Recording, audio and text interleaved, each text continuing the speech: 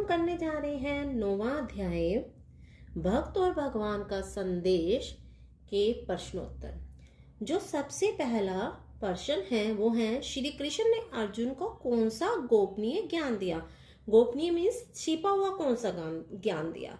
तो उत्तर है, श्री कृष्ण ने अर्जुन को निम्न गोपनीय ज्ञान दिया। वो क्या ज्ञान है वो देखते हैं। मैं ही सभी प्राणियों में संकल्प रूप में स्थित रहता हूँ। श्री कृष्ण भगवान अर्जुन से कहते हैं कि मैं सभी प्राणियों के भीतर संकल्प मतलब होता है प्रतिज्ञा या दृढ़ निश्चय रूप में स्थित रहता हूँ, कि वो दृढ़ निश्चय कर लेते कि मुझे ये प्राप्त करना है, लेकिन मुझ में कुछ भी स्थित नहीं रहता। क्या कह रहे हैं, मैं सभी प्राणियों में एक दृढ़ निश्चय रूप में तो रहूंगा, लेकिन मेरे भीतर कुछ भी स्थित नहीं रहेगा। जैसे एग्जाम्पल से क्लियर कर रहे हैं, जैसे आकाश से उत्पन्न सर्वत्र विचरण करने वाली वायु हमेशा आकाश में ही स्थित रहती है। क्या कहते हैं, जैसे क्या होता है, आकाश में चारों तरफ एक हवा होती है, वायु होती है जो हमेशा विद्यमान रहती है। वैसे ही मेरे संकल्प द्वारा उत्पन्न होने के कारण, मेरे दृढ़ निश्चय होने के कारण जो सारी वस्तुएं हैं वो मुझ में ही स्थित होती हैं। ठीक है, पहले तो क्या कह रहे हैं कि क्यों स्थित होती है, क्योंकि उन्होंने दृढ़ निश्चय कर लिया होता है कि हमें ऐसा करना है।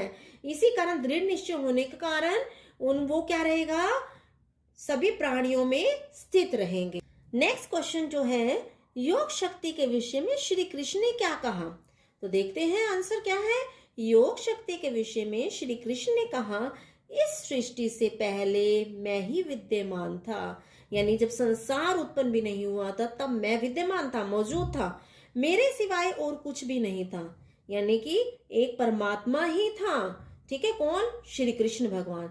सृष्टि के उत्पन्न होने के बाद जो कुछ भी संसार में दिखाई देता है वह भी मैं ही हूँ। यानी जब संसार यानी कि लोगों का उत्पन्न हुए, लोग आगे बढ़ने लगे, सृष्टि चलने लगी, तो इस संसार में जो कुछ भी दिखाई दिया वो किसके कारण उत्पन्न हुआ है, श्री कृष्ण भगवान के कारण। वह भी मैं ही हूँ, उन सब में मैं ही विद्यमान हूँ। वस्तुतः प्राणियों को मेरे अतिरिक्त उत्पन्न करने वाला कोई नहीं है। क्या कह रहे हैं कि संसार में जितने भी प्राणी हैं उनको उत्पन्न करने वाले कौन है, श्री कृष्ण भगवान जी हैं। इनका विनाश करने वाला भी मेरे अलावा और कोई नहीं है। मैं ही इन सभी प्राणियों को उत्पन्न करता हूँ और मैं ही क्या करता हूँ, इनका विनाश करता हूँ। ठीक है, उत्पत्ति और विनाश तथा जन्म मृत्यु का लगातार चलने वाला यह चक्र मेरी ही लीला है।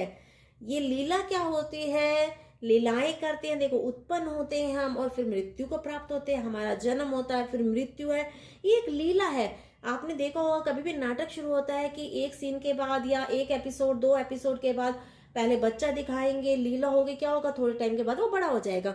जैसे एपिसोड्स में निरंतर आगे बढ़ते रहते हैं, ऐसे ही जो लीला है भगवान करते हैं कि बच्चा बनाते हैं, फिर उसको थोड़ा बड़ा एज करते हैं, युवावस्था में आता है, ठीक है, फिर वो वृद्ध अवस्था में भी पहुंच जाता है। तो ये लीला ही एक तरह की। लेकिन यह कार्य भी मैं स्वयं नहीं करता, मैं अपनी योग माया की सहायता से, ठीक है, जन्म मृत्यु के अधीन इन सभी प्राणियों की बार बार सृष्टि करता हूँ। किसकी सहायता से करते हैं, योग माया की सहायता से, खुद नहीं करते। एक योग माया देवी होती है, उसकी सहायता से ही जन्म और मृत्यु के अधीन होकर इस संसार का निर्माण कौन करते हैं, कृष्ण भगवान करते हैं। आगे देखेंगे, आगे क्वेश्चन है, संसार का संचालन, ठीक है, यानी जगत का संचालन किसके हाथ में है। श्री कृष्ण ने इस बारे में क्या बताया है, इसका उत्तर देखते हैं। संसार का संचालन श्री कृष्ण के हाथ में है, यानी संसार को चलाने वाले श्री कृष्ण भगवान हैं। श्री कृष्ण ने इस बारे में बताया है कि मैं ही जगत का आधार हूँ, यानी कि सारा संसार मुझ पर ही टिका हुआ है। जैसे मकान देखते हैं किस पर टिकी होता है, नींव पर, उसी प्रकार से सारा संसार मुझ पर ही टिका हुआ है। मैं ही जगत की माता पिता हूँ, मैं ही ऋक साम, मैं ही संसार का माता और पिता हूँ। यानी कि जितने भी, चाहे कोई बुजुर्ग है, चाहे जवान है, चाहे बच्चा है, वो सब किस पर है, उन संसार के सभी लोगों का मैं ही माता हूँ और मैं ही पिता हूँ।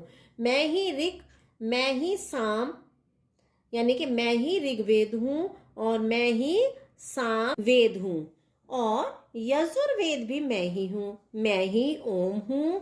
मैं ही सभी प्राणियों को उनके कर्मों के अनुसार फल देता हूँ। जितने भी संसार में प्राणी हैं उनको उनके कर्म के, यानी कि अच्छे कर्म के है तो अच्छा फल दूंगा, बुरा किया है तो बुरे फल दूंगा।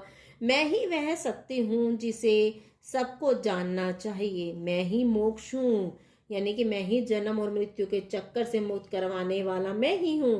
अंत में सब मुझ में ही लीन होते हैं। मैं ही सब पर शासन करता हूँ, यानी कि जितने भी लोग हैं, माता पिता भी मैं ही हूँ और मैं ही उनका राजा हूँ। मैं ही सबका साक्षी भी हूँ कि उसने अच्छा काम किया है, उसने बुरा काम किया, इसका प्रमाण भी मैं ही हूँ। मैं ही उत्पत्ति हूँ और मैं ही अंत हूँ। नेक्स्ट क्वेश्चन देखते हैं, किस प्रकार की भक्ति से ईश्वर प्रसन्न होता है? तो हम उत्तर देखते हैं, जो भक्त केवल पत्र, फल, फूल और जल आदि अति साधारण वस्तुएं प्रेम पूर्वक मुझे अर्पित करते हैं, मैं उसे भी स्वीकार कर लेता हूँ और प्रसन्न हो जाता हूँ। यानी कि भाव से प्रसन्न होते हैं। और साधारण वस्तु, कोई भी व्यक्ति अगर साधारण वस्तु देता है, ठीक है, और भाव कैसे रखता है, अच्छे भाव रखता है, तो मैं प्रसन्न हो जाता हूँ। ठीक है। नेक्स्ट क्वेश्चन है, योगक्षेम का क्या अर्थ है? ठीक, कैसे भक्त को चिंता, संकल्प तथा याचना नहीं करनी पड़ती? योगक्षेम का क्या अर्थ है? योगक्षेम अर्थात अप्राप्त वस्तु की प्राप्ति। ठीक है, जो वस्तु हम प्राप्त नहीं कर पाते उस वस्तु की प्राप्ति हो जाना, और प्राप्त वस्तु की रक्षा करना। जो हमें प्राप्त वस्तु हो गई है उसकी हम रक्षा करें।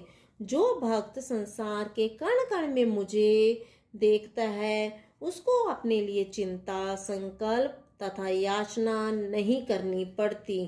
क्या व्यक्ति, कौन से व्यक्ति को? जो प्रत्येक संसार के कण कण में, प्रत्येक वस्तु में मुझे देखता है, उसको अपने लिए किसी प्रकार की भी चिंता, संकल्प या याचना नहीं करनी पड़ती। आगे देखते हैं, गीता में मनुष्य आज ईश्वर को किस प्रकार प्रसन्न करने की चेष्टा करता है? गीता में कैसे बताया गया कि लोग कैसे प्रसन्न करने की भगवान को कोशिश करते हैं? आज मनुष्य दिखावा करके और आडंबरों के द्वारा ईश्वर को प्रसन्न करने की चेष्टा करता है। दिखावा करके यानी कि मूल्यवान वस्तुएं चढ़ाकर, ठीक है, तिलक लगाकर, भगवे वस्त्र पहनाकर ईश्वर को प्रसन्न करने की चेष्टा करता है। इसके लिए वे मूल्यवान वस्तुओं को ईश्वर को भेंट करते हैं। साथ चेष्टा करते हैं कि कीर्तन और दान दक्षिणा का सहारा भी लेते हैं। ठीक है, और क्या करते हैं? कीर्तन करते हैं और दान देने का प्रयास भी करते हैं।